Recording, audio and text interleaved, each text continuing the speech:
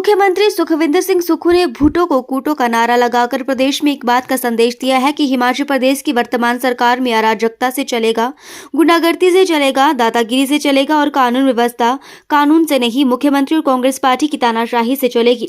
भाजपा प्रदेश अध्यक्ष डॉक्टर राजीव बिंदल ने कहा कि कांग्रेस पार्टी और मुख्यमंत्री की अराजकता फैलाने वाली पॉलिसी के कारण ही चंबा में दलित युवक की नृशंस हत्या हुई।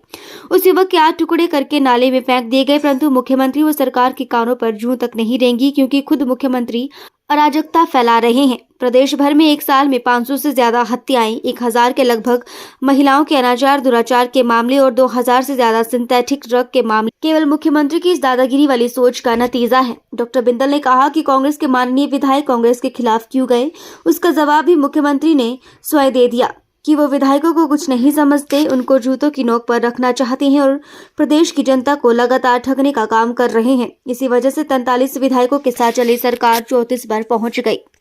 मुख्यमंत्री श्री सुखविंदर सिंह सुक्खू जी द्वारा दिया गया बयान कि भुट्टो को पुट्टो, ये अराजकता फैलाने वाला बयान है। मुख्यमंत्री जी चाहते हैं कि प्रदेश के अंदर चुनाव शांतिपूर्वक तरीके से संपन्न ना हो, वो चुनावों के अंदर दंगा कराना चाहते हैं। ये बात इस प्रकार के बयान से स्पष्ट होती है। लोकतंत्र के अंदर किसी भी प्रकार का विश्वास मुख्यमंत्री जी का दिखाई नहीं देता। अपनी हार को सामने देखते हुए बौखलाहट के अंदर इस प्रकार के उलझुल बयान देना यह सर्वथा निंदनीय।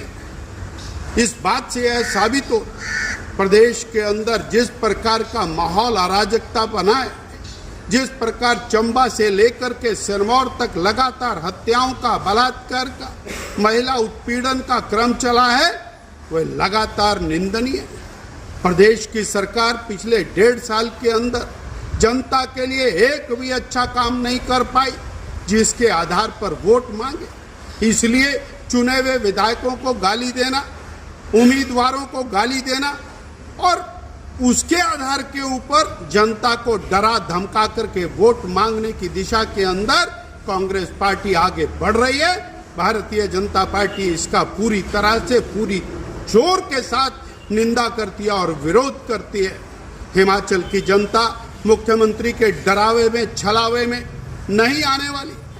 2022 के चुनाव में मुख्यमंत्री जी ने और कांग्रेस ने जिस तरह जनता को ठगा, बहनों को ठगा, बेरोजगारों को ठगा, वो विषय आज तक जनता के हृदय से नहीं उतरा है। आप जिस तरह से और जनता को धमका रहे हैं, डरा रहे हैं, उसी तरह से आपने विधायकों को डराया, धमकाया।